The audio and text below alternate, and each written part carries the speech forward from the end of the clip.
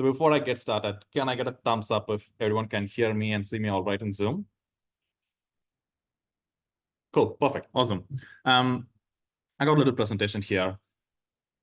I hope the Zoom level is all right over screen share. Easy. So this presentation can be accessed online. I got the link here. If you want, you can type around. If not, just follow along here. And if you want to find me in social media, want to ask questions or just have a chat, I am available at the handle @FlexDinesh in Twitter, or nowadays it's called X. I'll get started with a bit of intro. My name is Dinesh Pandiyan for everyone here and online. Recently, I learned that there is an interesting fact about my name that a lot of my friends here in Australia find it interesting. So I grew up in a South Indian state called Tamil Nadu. So there, they don't have the concept of family name. So what you're seeing as Pandiyan is not our family name. It's just my father's first name. And my father's last name is just his dad's first name. So yeah, it's a bit strange, but also I find it interesting. A lot of people found it interesting. I am a developer at ThinkMill. I've been here in Australia for a few years now. I moved here from Kuala Lumpur. At ThinkMill, we are a software consultancy. We work in the front-end space. We work in design systems. We build GraphQL APIs. We build data graphs. And yeah, we build products for companies mostly in Sydney and a bit in Australia and a little bit overseas as well. I try to spend my time whenever I like to do code things or I want web development. I try to spend my time in Twitter, but not a lot because sometimes it's not fun to be in Twitter long because you can get to a rabbit hole. But yeah, my interests are aligned towards modern web frameworks. I try to keep an eye on what's going on, how things are changing and evolving. I'm starting to learn that the recent changes in the front-end world, it's not very appealing to me. Maybe that's a signal that I'm growing old. Like, it's good. And in the last year or so, I've taken a lot of interest in distributed infrastructure. So I've been spending a lot of time in AWS, GCP, trying to figure out how the cloud works and how you change the typical, in-house server and how you translate it into the cloud. And the rest of the time, it's GraphQL. I've been a big fan of GraphQL. I started, my first experience with GraphQL was, my first experience with GraphQL was in 2018, around 2018. I think it was pretty fresh and new at the time. It was not as popular as it is now. And yeah, first experience was a bit jarring. But then, it grows on you over time. You find when it works, when it doesn't work. But yeah, through experimentation, now I spend most of my time trying to figure out what's new in GraphQL, how we solve problems with GraphQL, and how I can help our clients with GraphQL. There's another interesting thing. I think towards the late of last year, I started taking interest in building servers on my own. So I convert a little room at my place into my own home lab. So I got a bunch of servers running. I got 5 Raspberry Pis. So I tried to run my own servers in this. I got my own dashboards. It's interesting. While I'm putting the slides together, I realized, so today I'm going to be focusing on talking about N+1 problem in GraphQL. But you see, you have 4 Pis here, and there is one master server. If you want information from all the 4 Pis, do you get it one at a time or do you get it all at a time? But interestingly, when you are not hosting in the cloud, things are super cheap. So I don't pull information. The Pis automatically send information, pushes to my system for the dashboard. Anyway, we will get into the problem. To give a slight brief. Why are you not sharing the screen? Oh, I'm not sharing the screen. Sorry about that. They're all good. Do you all see my screen? That's great. Thanks, Dinesh. Awesome. Oh, I will slightly walk it back. This was the screen I was sharing. So that's the first slide. So here's a link to this HackMD slide presentation. It's a Markdown-based slides. So you can use the link and you can start going through the slides directly in your PC. You might need this. I'm sharing a few images in the slides. If the images are not big enough to see through Zoom, you can see the images, zoom yourself if you have a link to the slide. This was the interest rate, and this is what I showed as my home lab. So I got my little bunch of servers running. I tried to pull it out, pull it in. So yeah, I developed a new interest in Unix in the last few months, and there are 2 more pies that you don't see in the picture. And yeah, I got to control my expenses now. It's becoming an expensive hobby to buy servers and connect them into my home network. Cool. Yeah, so we'll get to the problem. Today I would like to take this opportunity to walk through the N+1 problem. It's a very common problem. It's a very old problem, not new. A lot of us have solved it in the past in different ways, in different systems. But one thing you notice is when you're using and building GraphQL, this pops up a lot more than usual because of the way the spec structures, because of the way how your resolvers run through nested types. So we'll walk through what the problem is, and then we'll walk through why it's a lot more prominent in GraphQL than other systems. And then we'll see how the problem solutions we have to solve this. But most important, this talk is not really about how the solution solves it, but more in terms of what are the tools in the JavaScript ecosystem or JavaScript engine we can use to solve this. So this might very well translate slightly different in other languages, but we'll be focusing on how we use JavaScript's engine to solve the N+1 problem in GraphQL. Cool. I will start the contrary example. Probably most of you all here use some sort of task board. It could be Jira, it could be linear, or whatever it is. So when you look at this example, immediately your brain will go, why am I getting it 2 times? I cannot just run one single join. Yes, you can, but this is a contrary example for the sake of understanding the problem. Yeah, let's take a task board where the board has few users. Each users have own a set of tasks, and we want to render them on all the page. And the user's information comes from a different database. Task information comes from a different database. Yeah, we can think about it as a different team maintains user details and different team maintains task details. So you're getting the information from 2 different places. Now, there are 2 ways, for the sake of example, we can fetch information for the task board. Yeah, because a board is one entity. Board has an ID. Board has n users. So a board is an user entity has a relationship of 1 to n. Same, each user has n tasks. So user to task is also 1-to-1 relationship. Now I got a visualization here to see how the N+1 data fetching for this example and 1+1 data fetching works. Here, this is the N+1 data fetching model. I'll try to walk through this, but before that, I'm hoping this is big enough and clear for the attendees. If not, I can share a link to this in the chat so you can go through this image in your machine. You can zoom it in. Cool. So here, typically, now since we have users and tasks from 2 different databases, when we want to load the board, we have a board ID. So what we do, the step 1, what you see here, in the orange color database, color-coded. For the board, you are sending a request over the network, and you're getting a list of users for the board. In this example, we have 4, but theoretically, you can have 4,000 users. Yeah. And now, for that, one way to load about this is, one way to reason about loading the data is, now we have 4 users. Yeah. And we need tasks for all these users. We can iterate through the user, and for each user, we can go and fetch tasks. Yeah.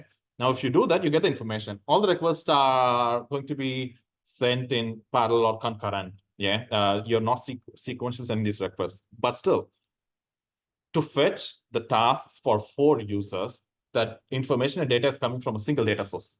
Yeah. Now, instead of getting it in 1 request, we are iterating through each user and getting it in 4 requests. So this is what is commonly referred to as N+1. So N here is for each user. I mean, there are 4 users. There are n users. For each user, you're making a request. So to fetch your n data task, you're making n requests. And then there's a very first original request, which is to get the users itself.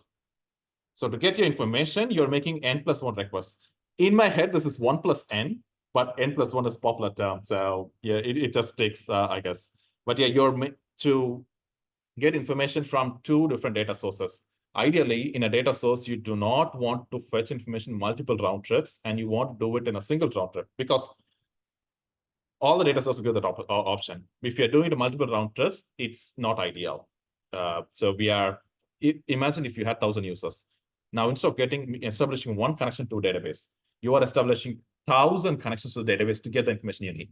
Now, if we did it in not the N+1 way, in a same way, now how we'd go about it is we get all the users for the board, and we iterate through the users and figure out the ID for the users. Now, we send all these IDs to the task database once and get all the tasks for all the users at once. So we get all the tasks in just 2 requests and not N+1. So which is here, we have 2 entities. It's always N requests. So it's always 1+1 request. So the idea I'm thinking here is when you're fetching information from data sources, if you're sending more requests than the number of data sources, there's space for optimization. Yeah. If you're not paying close attention to this, sometimes it may not even be visible because these things happen in parallel. Your data won't be slow, but your database will be doing more work than it should do because of connections. And your server will be doing more work than it should do because of connections. Cool. This is a visualization. And now I got a quick demo prepped in to show what this looks in a REST API. I'm going to zoom it as much as possible. Hope this is enough. I got a little server running here, and I got this source code for the server. I'll move it to the left. So this essentially, this can move. I'll move to the right. So this is a simple contrived example of Fastify. So user endpoint has users with tasks and users with tasks better. So you could guess one is 1+1, other was the N+1. So if I'm running the if I load up, okay. So here I got 4 users. You see ID 1, ID 2, goes up to 4. Each user has tasks. Now, if you look, there's a visualization. I have written some console logs to visualize how this looks. So here, just okay. So here, when the request is received, we get all the information from the user table, at once. But for each user, we are sending establishing connection, and we are sending a request to the database to fetch. So for 2 entities, we're actually sending 5 queries. The simple visualization, and that is because here, we are fetching the data for users, and for each user, we're iterating over them, and each user, you see the task find by user ID. So here, this is fetching tasks per user, not fetching tasks multiple users. This works, but we're doing N+1. Same if we do it with this another approach. We get the users. Here we are collecting all the user IDs, and here we are finding tasks not by one user ID, but a batch of user IDs. So when we do, I'm going to go back to the browser. I'm going to write better and better. So we see we are sending 1 request to the user database, 1 request to the task database, and here this is the magic sauce. We are getting information in batch. This is queries. So that's on a high level what N+1 is. We haven't gotten into the talk yet, but I want to establish the baseline for what we're looking at. So now, this looks super easy, yeah? Because when you're looking into building REST APIs, you are not building your data graph. What you are building, or the organization's data graph, what you're really building is you're building an API for a feature. Yeah. If you're building your own microservice, it's slightly different, but still, it is a lot easier building REST APIs to avoid the N+1 problem because you know exactly how to do it, right? Because you are writing every single piece of code here.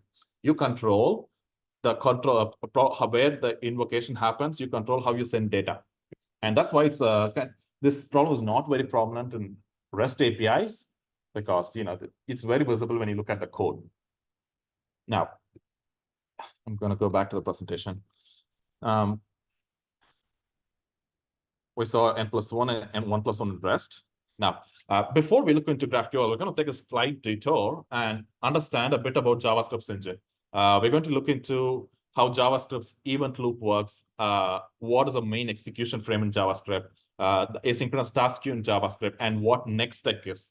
So if the last point, next tick, this is this is the tool we are going to be using in JavaScript's GraphQL servers to avoid the N+1 problem. We're going to smartly intervene into the event loop and try to grab a bunch of IDs using the next tick and try to avoid the N+1 problem. Now, this image is going to be slightly, don't let this scare you. I got console logs to walk through. So this is not a very accurate visualization of mental loop, but it's more like a relatable mental model for, sorry, I said mental loop, it was an event loop. This is more like a relatable mental model of event loop. I'll quickly walk through the whole picture here. What you're seeing in blue, the call stack, this is where all the magic in the JavaScript happens. So when you're writing, whenever code is running, all the code runs in this blue box, yeah, call stack, and usually that's called the main execution frame. Information gets put into the stack, it executes, it gets pulled out of the stack. Now, what you see as in the green box, async task queue, all your promises, they don't run directly in the main call stack or main execution frame. Whenever JavaScript is an event loop, async concurrent asynchronous model, it's not multi-thread, everything happens in a single thread. So whenever there's a promise, it gets put into the async task queue. But one thing to remember here is in call stack, everything executes in order. Async task queue, it's never in order. It's just a thing where things, whenever it's ready, it gets pulled back and put it into events queue. And the next tick queue you see there, that doesn't exist. That's just there for visualization of how we're going to do GraphQL. So, but in JavaScript's event loop, we have something called next tick. Whenever the blue box, the call stack or mainframe, when it runs out of things to do, JavaScript calls this as one full circle of event loop. So we have a callback in the JavaScript engine called next tick. And whenever there's a next tick, it's like, you can think of it as a clock that keeps pulsing. So next tick is when something from the asynchronous task queue will be pulled and put into mainframe. So yeah, we got here. So in short, without diving into it deep, every time the event loop takes a full thread, we call it a tick. So in the JavaScript engine, this is a callback that JavaScript engine gives us whenever, it's not whenever, after the next tick. So whenever we write the code as process.next tick, once the call stack is empty, JavaScript will give us a callback and we can do anything with the callback. That's next tick. So this is the tool we're going to be using to solve our N+1 problem. Now, before we go there, just a second, folks. Sorry, I got the Zoom little window all over my screen. I'm trying to open the application. Okay, cool. So now I got a simple example here. This is a simple waterfall example. The code you see here, ignore the console log here. There's nothing fancy here. It is a simple JavaScript file. It is not a server. When we invoke this file, we got a console log line here, and we are defining a function. We are invoking the function, and we are invoking an asynchronous function here. And this is a line at the end. And I'm going to run just this. It's not a server. It's just we are invoking JavaScript file. So when I run this file, so you'll notice what's happening here. So the sync frame starts here. So the blue box which we saw before. So here, the call stack on the left, this is the synchronous execution frame. So one execution frame means when JavaScript is doing work synchronously, it's called an execution frame. Whenever it executes, all the sync code first gets executed first. So here, this is first line because it's executed first, and this is not executed yet. So what you see as invoke is actually when it's called in line 15. When the function is invoked, we got the function executed. Same this users API. This is an asynchronous function, but you might notice it's here. That is because this asynchronous function does synchronous work here. It writes the console log. After that, it returns a promise. So there is synchronous work here before asynchronous work starts. That is why we go back. Yeah, that is why we see this line called user API requested. This all executes in the main execution frame. After that, this promise gets put into our async task queue. So this is where this is where the green box at the bottom comes in. Whenever we run into a promise, it gets put into the async queue. Now back to our code and logs. So once async queue starts, all this is the event loop. So we get next ticks that things are done, and JavaScript processes the async promises. So what's really happening here is once user API is resolved, we get the callback for that. And then for each user, we are submitting a request. One thing you'll notice that we discussed that async queue is not ordered. We are submitting the task for this in order 1, 2, 3, 4. But you'll notice that JavaScript resolves them not in the order, because whatever we see in the green box here, they are resolved whenever they're ready, not in the order. So to understand the next tick, I'm going to uncomment this. So what we see as next tick here, it's important to understand next tick doesn't mean every next tick. This, whenever we invoke this, it only gets invoked for the very next tick. After that, it gets forgotten. So here, I'm going to run the same code again, adding next tick. So you see, once synchronous frame ends, once we run out of things to do in the main stack, Node.js gives us a callback with the next tick, and then all the async things happen. So technically, if you add a next tick callback for every asynchronous frame, we'll have a next tick probably here. We'll have one probably here every time it's resolved. But this code adds only one next tick. So next tick technically means after this main execution frame, when the event loop goes full circle, give me a callback. Cool. Now, I'm going to do the same, how we can use this next tick to tap into JavaScript's event loop, get a list of all the asynchronous code we want to run, and run them in batch. This is going to be interesting. So this is another example called batch example. It is doing the same thing we did. So it's all using the same API we did here for waterfall. Fetch all users once and fetch post per user. But here, this API, fetch all users once. It's not post per user. It's essentially collecting a post of IDs. So posts for multiple users. And the way we do it is ignore this line now. So if you see here, we are not invoking the promise. We are creating a batch and adding it to the batch. So this is a little library I wrote to understand how dataloader works. If you use GraphQL, you're familiar with dataloader and GraphQL. So dataloader under the hood, it uses process.nextTick.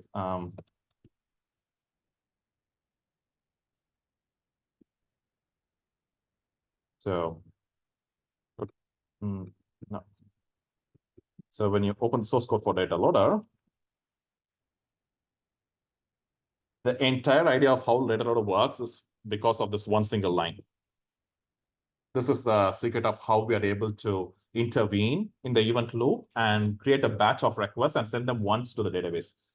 So the contrived example I created is, it's the same concept, but instead of having all the bells and whistles of dataloader, it's super small. We have the same thing called nextTick. I'm not going to go deep into the code, but whenever the code is there, we are collecting a batch of user IDs and executing them at once and flushing the batch.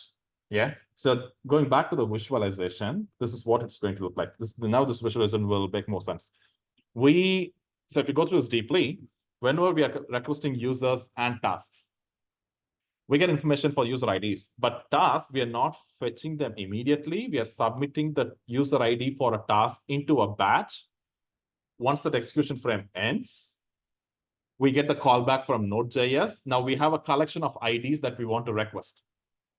So we collect all those IDs. That's what you're seeing here as add to batch, add to batch, add to batch. Once the batch is collected, the request is going to the database as one single request. For all these users, give me all these tasks. So if I run the batch example, contrived the code here, you'll notice up until here it's the same. But from here, once user API comes back, we are not fetching the data. We are submitting to queue. This queue is essentially a global map or something in Node.js server or whichever JavaScript engine you're using. And once it collects to the queue, we know because this code executes in sequence. Yeah.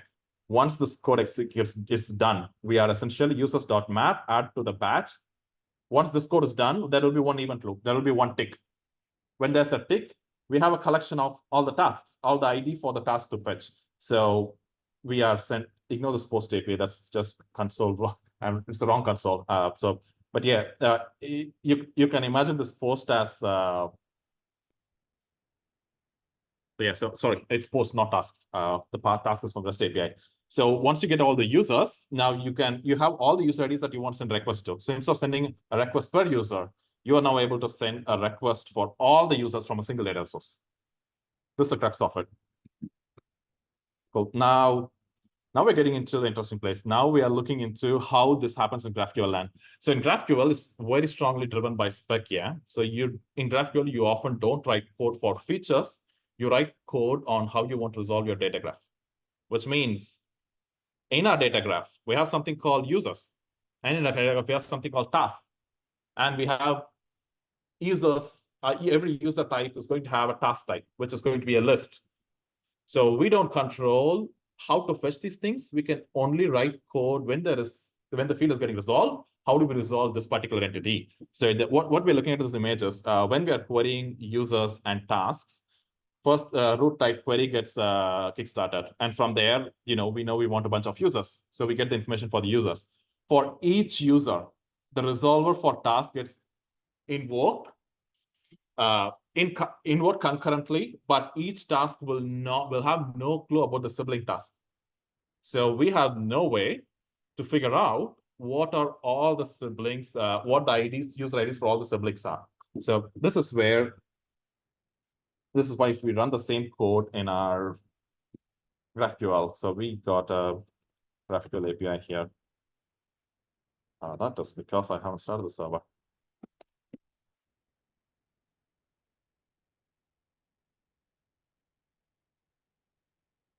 So when we run GraphQL, so we got the first query here. We are fetching users and we are fetching tasks for all users. And technically, what's going to happen here when I run this code, users with tasks. So we all first query users query gets resolved, and for each user, task will get resolved. So that's why this is more common in GraphQL because we do not control how we fetch tasks when it's a list from the user.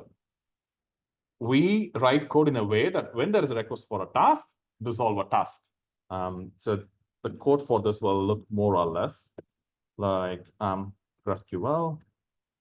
So we got type here, user, task, and we return list of users. Whenever user is resolved, the way we resolve task is fetch tasks for each user. Yeah, because we do not get all the user IDs that we want to resolve tasks for. That's how GraphQL resolution works. However, to solve this problem, our friends from Relay team in Meta, they wrote this wonderful library called dataloader. So this is where when we're aware of this problem, what we do is we use this library, we use dataloader, and we fetch each item in the task using a dataloader. What dataloader does is exactly what we just saw before. So theoretically, if you're looking at this resolver chain, query is an execution frame. Query users is an execution frame. And now all the resolution of users, it is an execution frame. Now, if we can intervene into the process.nextTick in Node.js, we will get a collection of all the IDs for the users. So technically, when we are running tasks better here, that's a funny name, isn't it? When we're running tasks better, same response, same type, but you will notice instead of getting information 5 different times, we are sending it in 2 queries. That is because we are, instead of requesting directly from task, we are submitting to our Node.js nextTick queue. And once the entire execution frame ends, by execution frame here, I mean, if we go back to the image, this execution of the last of the user boxes you see, the array that gets resolved, it gets resolved in a synchronous execution frame, and promises get created in the task queue. The task queue is what we saw here. So all the users, the last level of resolver, they get resolved at once in the blue stack, the blue box first, the call stack. Whenever the async request is initiated for it, it gets pushed into async task queue. So because of this, we can intervene and get the user ID for every single user resolver. And that is exactly what the code does. So if we go into tasks better, you will notice we are not making a request directly. We are adding things to the batch. And this batch handler, once the next tick happens, we have an array of ID. and we just make, find by user IDs. So on a high level, so this is what's happening. I know this got a bit raw, but behind the screens, it's all we're using JavaScript engine's ability to give us a callback when a tick happens, so we can intervene between two asynchronous operations and collect a batch of request IDs and send requests once to the data source instead of sending them per resolver. So we're essentially collecting resolver IDs and sending them in a promise and then sending them back to the resolver as separate asynchronous requests. Cool. We've already seen it in GraphQL. That's all, my friends. Hope it was, it was exciting to discover the way it started for me was, I've been using dataloader for a while, but I never bothered to look into how it works. So yeah, I got into the rabbit hole of figuring it out, and it was interesting. And I ended up building this package called I believe it's called Next Batch. Yeah. Do not use this. It is more an contrived example of weekly download one. Contrived example of what dataloader does, except I mean, it's not faulty. It does exactly what dataloader does, but when there's a very good maintained library like dataloader, I don't maintain this, so you don't need to use this. But if you want to understand how dataloader works, dataloader's source code might not be easy to wrap your head around. But if you get into this, yes, this source code might make it easy. So the whole idea of this library is to just understand how process.nexttick in JavaScript works, how we could use it in GraphQL to avoid the dreaded N+1 problems. So I'm sure all of you here at one point, whether knowingly or unknowingly, built an API that had N+1 problem. Can I see a show of hands? I did multiple times. So yeah, can wrap it up there. We looked into what the problem is, how we solve it in JavaScript. It'll be interesting to know if others have solved it in other languages. It'll be interesting to know how other languages solve this problem. Because in JavaScript, it's event loop, but I'm pretty sure it's slightly different in other languages and multi-threaded languages. And yeah, we use a neat trick in JavaScript's engine to intervene, grab a bunch of IDs and batch all the promises and send them as a single request. Thanks, everyone. My name is Dinesh Pandiyan. You can find me on Twitter.